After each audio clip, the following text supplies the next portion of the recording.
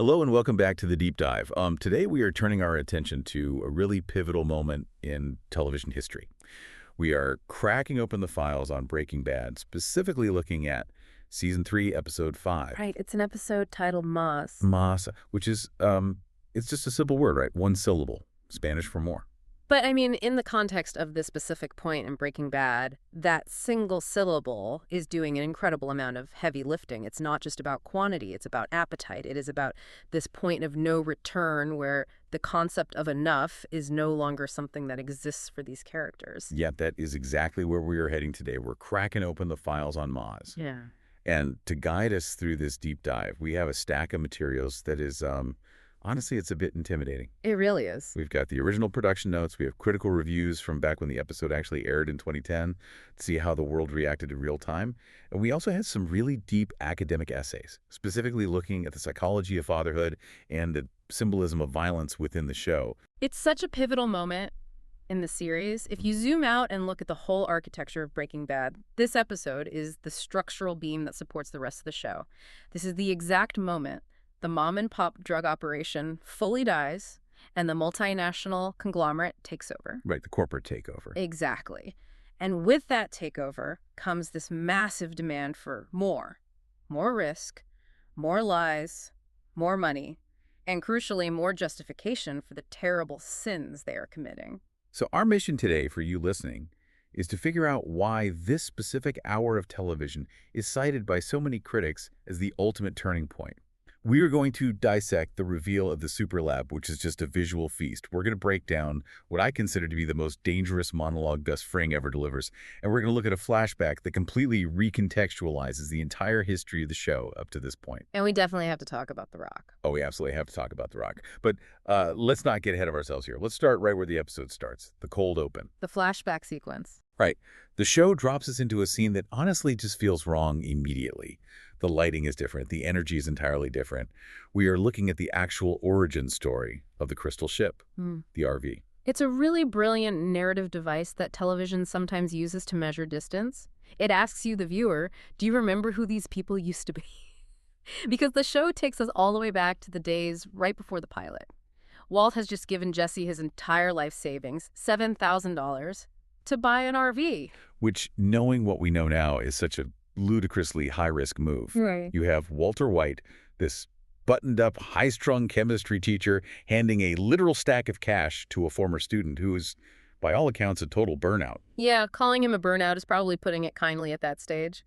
And the flashback shows us the immediate consequence of that wild decision. Jesse doesn't go to a dealership. He doesn't check the classifieds in the paper. He takes Walt's retirement money and he goes straight to a strip club. It is so painful to watch. He is there with Skinny Pete and Combo Ortega. They're popping bottles, they're throwing cash in the air. It's a massive celebration. But as you're sitting there watching it, you're just thinking, that is the nest egg. That is the chemo money literally flying through the air in a dark club. It really highlights the fundamental disconnect between Walt and Jesse at this early stage, because to Walt, this is a desperate life or death investment, but to Jesse, it's a windfall. It's just party time. Right, and then comes the morning after, the inevitable hangover. And the silence of that morning is just deafening. Jesse wakes up, the adrenaline is completely gone, and the harsh reality sets in. He actually counts the money. And how much is left? $1,400. He blew over $5,000 in one single night. $1,400. I mean, you cannot buy a recreational vehicle for $1,400. You can barely buy a used scooter for that kind of money. Precisely. And this is exactly where the character of Combo becomes so crucial to everything. We often think of Combo just as one of Jesse's friends, but this scene completely cements his importance to the lore of the show. He sees that Jesse is in a massive bind. Jesse is panicking because he knows Walt is probably going to kill him if he doesn't show up with an RV. So Combo just offers a solution. He says, I can get you an RV. His mom's RV. It's completely absurd. He sells his own mother's RV to Jesse for exactly the $1,400 Jesse happened to have left in his pocket. It's a total bailout. It wasn't some calculated business acquisition. The iconic crystal ship, the vessel that literally launched a drug empire, was acquired simply because a kid got way too drunk at a strip club and needed to cover his tracks before his angry high school teacher found out. But you have to ask why. Show us this right now. We're deep into Season 3. The RV is actually about to be destroyed. Why do we need to see this highly specific origin story right at this exact moment in the narrative? Contrast. It is all about contrast. Think about exactly where we are heading later in this very episode. We are about to see the superlab. We are about to see the absolute pinnacle of industrial perfection.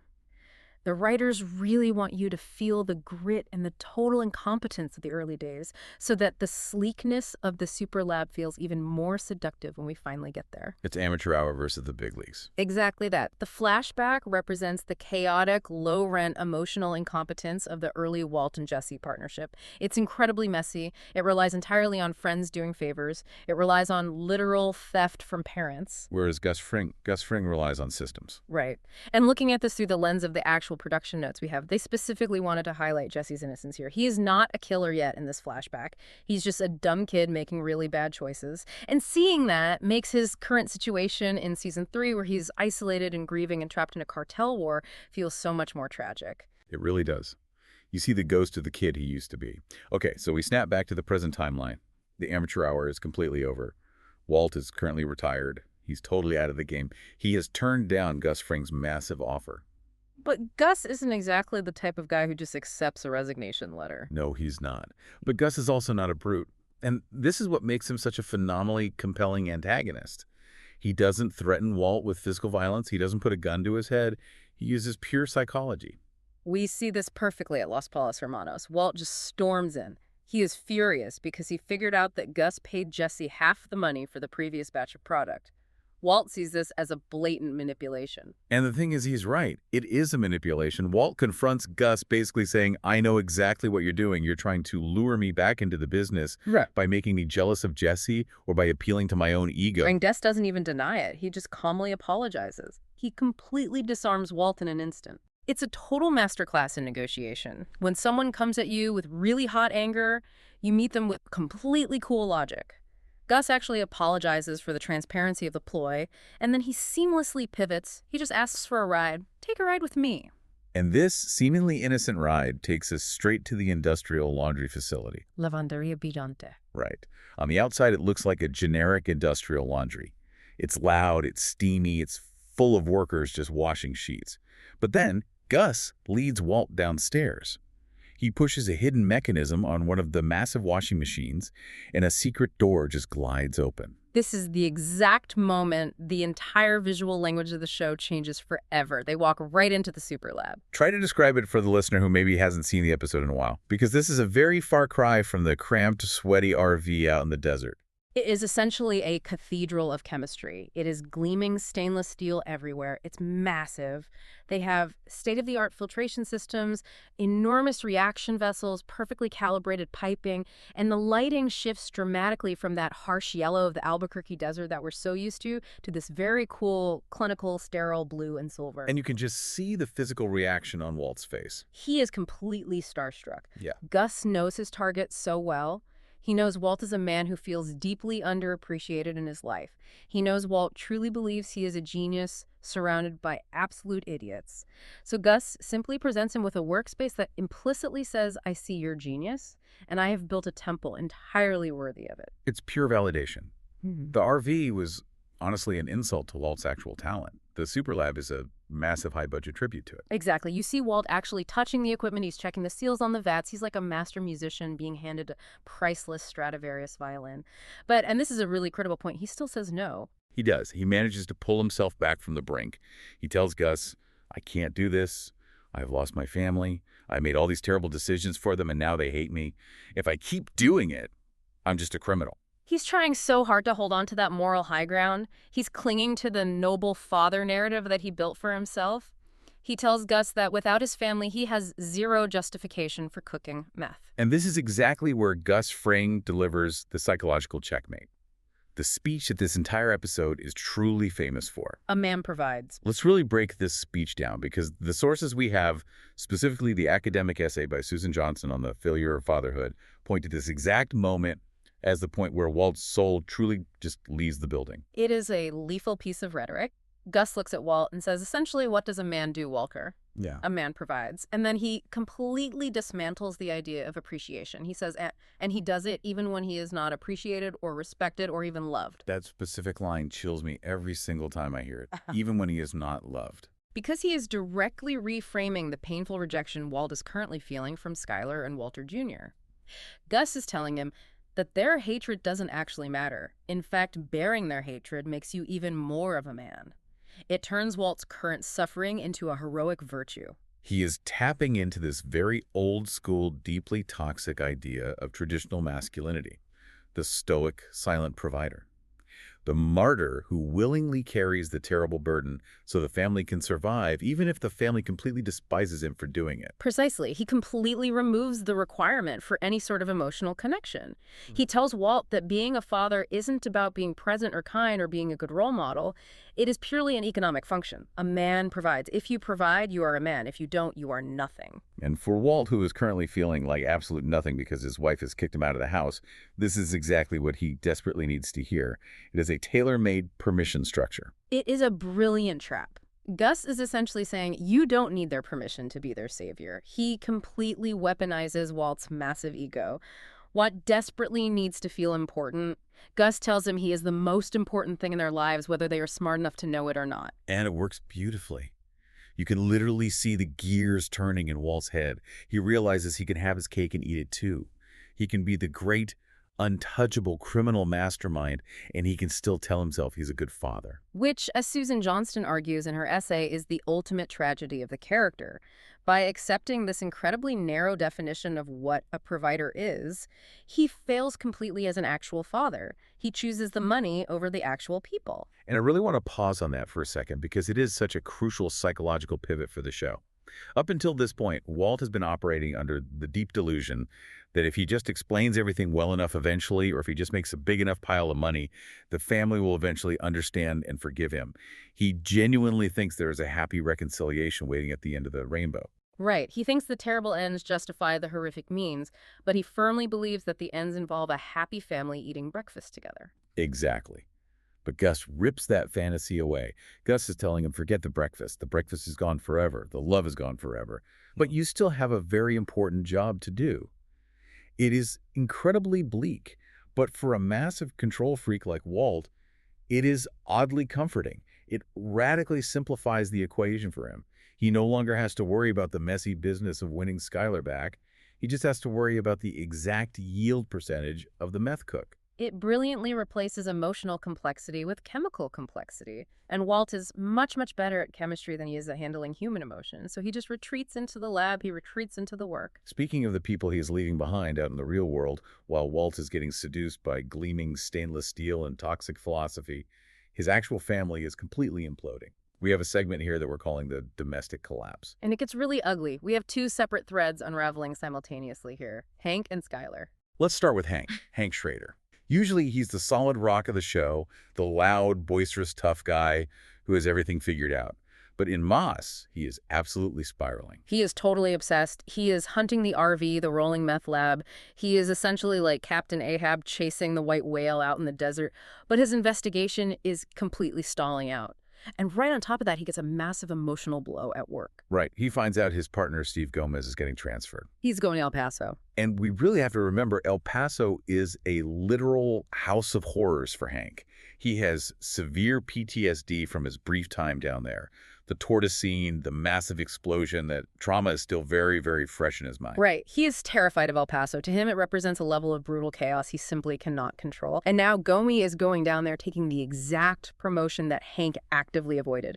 It triggers this really deep, profound insecurity. He is losing his anchor at the DEA.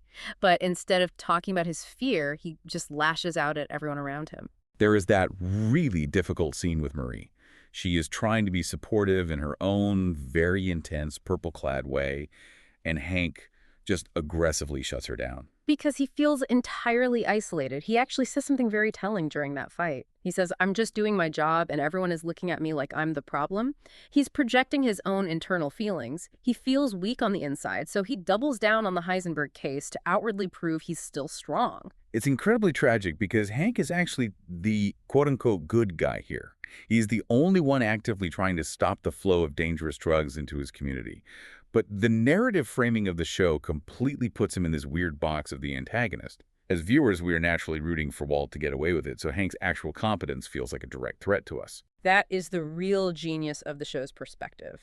Hank's genuine heroism looks exactly like villainy when you are viewing the world strictly through Walter White's eyes. And in this particular episode, Hank's growing isolation perfectly mirrors Walt's isolation. They are both stubborn men who feel completely misunderstood by their wives, and they are both driven by a twisted sense of duty that is actively destroying them. And then there is Skyler. Skyler is on a very different but equally destructive journey in this episode. Skyler is actively trying to find Moss in her own specific way. She is looking for more agency in her life. She is having an affair with her boss, Ted Beneke. She is deliberately trying to hurt Walt, trying to assert some measure of control over a life that feels like it's completely spinning off its axis. The affair with Ted is so interesting to analyze because it's not really about love, is it? It feels highly performative. It is an act of pure rebellion. It's Skyler breaking bad. She has been the dutiful pregnant wife, the moral center of the family. And what did it get her? It got her nothing but a house full of lies. So she decides to just step off the moral pedestal. But then she has a conversation with your sister Marie that changes everything. Right. Marie is venting about Hank, about how dark and totally moody he's become lately. And she drops this one specific line. She says, death changes people. Death changes people. Marie is obviously talking about Hank facing extreme cartel violence on the border. But Skyler hears it and immediately thinks about Walt. She thinks of his terminal cancer diagnosis. She thinks about the completely different man he has suddenly become. And you can see something click in her mind. She goes home and she actually looks at the money. That famous heavy duffel bag full of cash. She unzips it, and for the very first time, she doesn't look at it with pure moral revulsion. She looks at it with genuine curiosity. She starts to actually weigh the cost. She's standing there doing the cold math in her head. She's thinking, okay, my husband is a lying monster, but this bag actually contains security. It contains Walter Jr.'s college tuition. It contains a viable future for her infant daughter. So what does she do? She goes to her lawyer. And I really love this scene because the divorce lawyer is arguably the only person in the entire series who seems to be living in the actual real world. Everyone else is in this crazy, heightened, dramatic reality, but the lawyer is just completely practical. The lawyer is the ultimate voice of sanity. Skyler sits down and confesses absolutely everything. The affair, the meth cooking, the giant bag of undocumented cash. She lays it all out on the table. And what is the lawyer's immediate response? She says, leave now. She looks Skyler dead in the eye and says, you are a stark, raving fool if you stay in that house for another minute. She breaks down the stark legal reality of the situation. Skyler is now officially an accessory after the fact. If she spends a single penny of that drug money, she is a felon who could go to federal prison. It is a massive bucket of cold water to the face. The lawyer is basically saying, you lose the house, fine. You lose your actual freedom that is infinitely worse. But Skyler hesitates. That is the key moment. She hesitates. Why does she hesitate? That is the fundamental question the show is asking us to ponder right there. Is it the pure allure of the money? Is it the fear of completely blowing up the family unit for her teenage son? Or is it that on some deep subconscious level, she actually enjoys the thrill of the secret? She goes back home, maybe ready to negotiate a new deal with Walt, maybe ready to find some twisted middle ground. I think there's also a huge element of complexity regarding her own identity. Yeah. Because if she leaves right now, she's just a tragic victim. If she stays in, maybe she can actually be a player. Maybe she can have some real control over the empire. That is a very, very dangerous game to play, as we will obviously see in later seasons. But in this exact moment, she returns to the house, perhaps completely ready to confront Walt with a brand new proposition. But she's too late. She walks in the door and the house is completely empty. Walt is gone. He has packed all his bags. And he has signed the divorce papers. It is such a brutal piece of irony. Just as she was possibly opening the door to a reconciliation, Walt just slammed it completely shut. He has chosen the superlab. He has chosen Gus Fring. He has effectively completely abandoned his actual family in order to, quote-unquote, provide for them. It is the twisted, toxic logic of Gus Fring coming perfectly full circle in real life. So Walt moves out. He moves into his own sterile little condo. He is a bachelor once again. But he is a very rich bachelor. And this leads us directly to the business side of things. The deal with Gus is officially done. Walt is back in the game. And he has to quickly tie up the loose ends, specifically the loose end named Jesse Pinkman. This meeting at Saul Goodman's office is honestly one of the absolute coldest scenes in the entire season. You have Walt, Jesse, and Saul sitting there. Walt has a massive duffel bag of money. It's Jesse's half of the payout from the previous cook. Right, remember, Gus originally paid Jesse that money to deliberately bait Walt into a reaction. Now Walt is handing that exact cash over. But he's absolutely not doing it as a partner. He is doing it as a cruel severance package. He is firing him point blank. It's worse than firing him. Mm-hmm. He is dismissing him from existence. Walt looks at Jesse and tells him, this is the last money you will ever make in this business. He explicitly tells him, you are absolutely nothing to Gus Fring. You were just a pathetic pawn they used to get to me. He strips Jesse of every ounce of his dignity. He tells him he's utterly worthless, that his chemistry talent is totally non-existent, and that he is incredibly lucky to be getting a single dime from this arrangement. Now think about that flashback we discussed at the very top of the hour. In that flashback, Walt actually trusted Jesse with his entire life savings. There was a real bond there, however deeply dysfunctional it was. Now Walt just looks at Jesse with pure, unadulterated contempt. It's the sheer arrogance of the new superlab Walt. Yeah. He truly believes he has ascended to a godly level where he no longer needs the little street rat. He has Gus Fring now. He has a massive professional infrastructure backing him. Jesse's just this embarrassing reminder from his messy past. And then comes the absolute salt in the wound. Saul Goodman immediately switches sides. Saul, the guy who was supposed to be the dedicated neutral party guiding them both.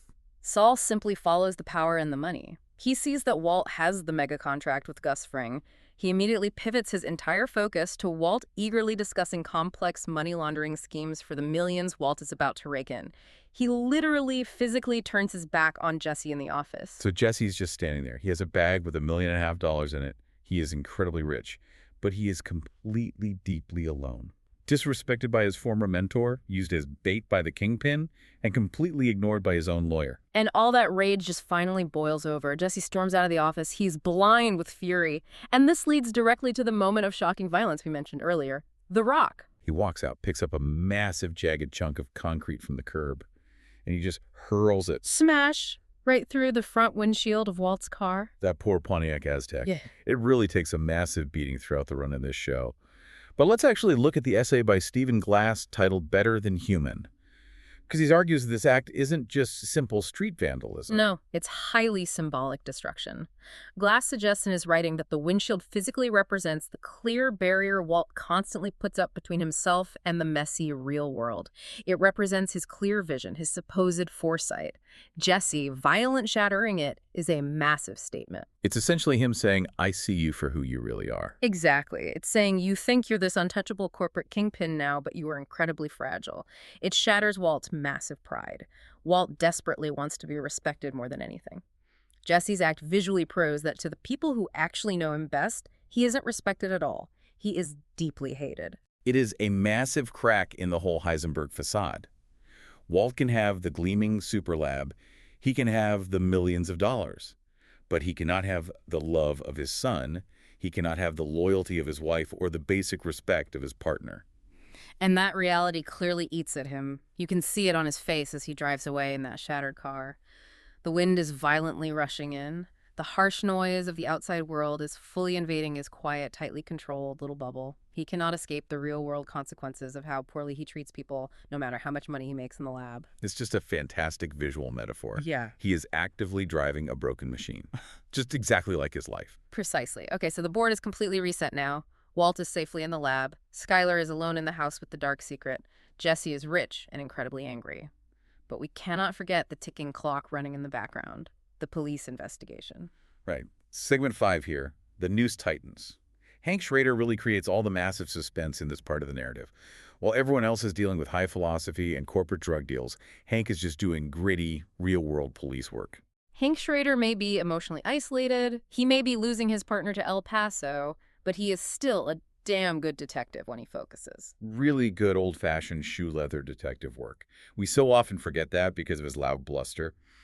But he meticulously follows the tiny leads. And this specific lead brings him straight to Combo's mother. Now remind us why Combo's mom? Because the RV actually belonged to her legally. When Combo sold it to Jesse for that $1,400 in the opening flashback, obviously nobody filed a formal theft report. Hank does the deep digging, tracks down the state registration, and he pays her a visit. And this scene, it's very brief, but it is so deeply human. She is just a nice, grieving lady. She invites Hank right into her home. She has absolutely no idea her son was a street-level drug dealer who died in a brutal gang dispute. She just genuinely thinks he was a slightly troubled kid. It brilliantly grounds the story in stark reality once again. These minor characters, Combo, Skinny Pete, they actually have families. They have mothers who deeply grieve for them. Hank treats her with incredible respect, which adds yet another complex layer to Hank. He can be an absolute brute in the interrogation room, but he can also be incredibly gentle and empathetic when the situation actually calls for it. And while he is standing there in her house, Hank politely asks to see Combo's old bedroom. He tells her he wants to look for any possible clues about who might have stolen the family RV. And that is exactly where he finds the smoking gun. What is in the room? It looks like a typical messy teenager's room. Posters clutter everywhere, but pinned casually to the wall is a single photograph. And who exactly is in the photo? It is a picture of Combo, and standing right next to him with a giant grin on his face is Jesse Pinkman. at the exact same strip club. The same strip club from the cold open flashback. The narrative loop closes so perfectly right there. That flashback at the start of the episode wasn't just fun character development or a trip down memory lane. It was deliberate evidence planting by the writers. That fun night of partying, that purely amateur hour moment, directly created the physical evidence that is now about to bring down the entire massive drug empire. Because now Hank has a direct, tangible link. Yeah. He officially knows Combo's family had the RV. He now knows for a fact Combo was best friends with Jesse Pinkman. Therefore, logically, Jesse Pinkman must have the rolling meth lab. The crosshairs are now officially and firmly locked onto Jesse. His anonymity is completely gone. Up until this exact moment, Jesse has just been some random guy to Hank, maybe a low-level local dealer. Now he is officially person of interest number one in the massive blue meth case. It is just incredible writing. Absolutely nothing is wasted. The strip club mattered, the $1,400 mattered, the fun night out completely mattered. It is the ultimate butterfly effect in storytelling. A really bad, chaotic decision made months ago is coming back to completely haunt them. And it brilliantly reinforces that core theme of consequences. You can try your hardest to bury the past, you can try to become a sleek corporate criminal, but the messy, amateurish past is always right there, waiting to be discovered in a cheap photograph on a teenager's bedroom wall. So that is the massive narrative arc of Moss. It is incredibly dense, it is emotionally heavy, but how is it actually received at the time? Did people watching in 2010 realize just how good this hour of television was? Oh, absolutely they did. The critical reception at the time was glowing. Donna Bowman, who wrote for the AV Club, she's a fantastic recapper of this specific era of TV. She gave the episode a straight A. She officially called it a clever, touching, and often jaw-dropping turning point for the entire series. They're looking at the actual numbers. Viewership ticked up significantly. They hit 1.61 million live viewers. Now, I know that sounds a bit small by today's massive streaming standards, but for AMC back in 2010, that was real solid momentum. The word of mouth was rapidly spreading. People everywhere realized this specific season was accelerating towards something incredibly dark. And what about Seth Ameeten over at IGN? He gave it a 9.9 out of 10, basically a near-perfect score. He noted that every single solitary element, from the incredible acting to the precise cinematography, was just firing on all cylinders. It is really hard to argue with that assessment. This episode balances the deep character drama with the complex plot mechanics just flawlessly. You have the high-octane visual thrill of the superlab reveal, but you also get the quiet, agonizing desperation of Skyler just talking to her divorce lawyer. It also brilliantly sets up the central unresolvable conflict for the rest of the entire series, the business versus the family. Walt truly thinks he has finally solved it by physically separating them. Gus has completely convinced him he can live in both worlds by separating them. But as we all know, and as the show repeatedly demonstrates, you simply cannot keep those two volatile worlds apart forever. They will collide. Which naturally brings us right back to the title of the episode again, Maza, more. It is the ultimate tragedy of the human condition depicted in this show. They simply always want more. Walt wants more time and more money. Jesse wants more basic respect. Skyler wants more truth and control. Gus wants more territory and power. And that relentless, insatiable desire for more is exactly what ultimately destroys everything they already have. Precisely. By constantly seeking Maz, they completely lose the enough that they started with. Think about it. Walt easily had enough money to retire early on. He had enough to leave his family perfectly secure, but he wanted more. And look at what that desire actually cost him in the end. He lost his wife, he lost his partner's respect, he lost his own peace of mind. But hey, he got a really shiny new lab out of A it. giant stainless steel tomb.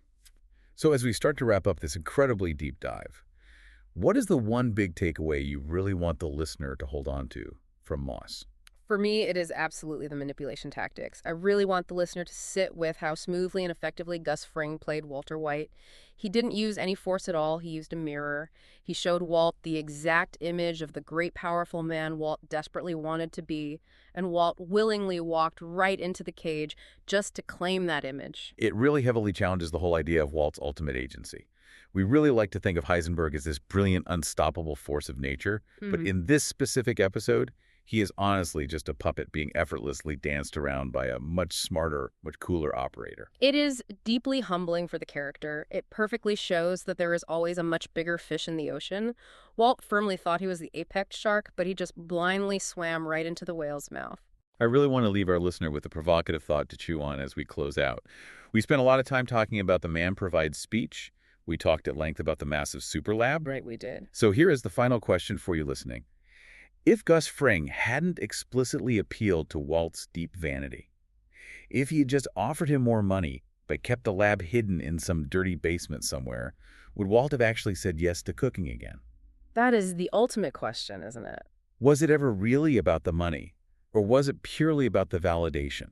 Was Walt actually fully out of the game, or was the monster just sleeping inside him waiting for someone to finally complement its chemistry skills? I think deep down we all know the terrifying answer to that. And that is exactly what makes this episode so brilliant.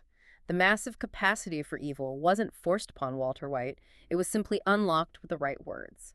On that incredibly cheerful note, we're going to wrap it up for today. A huge thank you to you, our listener, for sticking with us through the shiny superlab and all the domestic heartbreak. It has been a real pleasure unpacking this with you. If you enjoyed this deep dive, please keep the conversation going in your own circles. Think about your own version of Moss. What is the one thing you are currently chasing that might secretly be costing you way too much? Tread lightly out there. Until next time.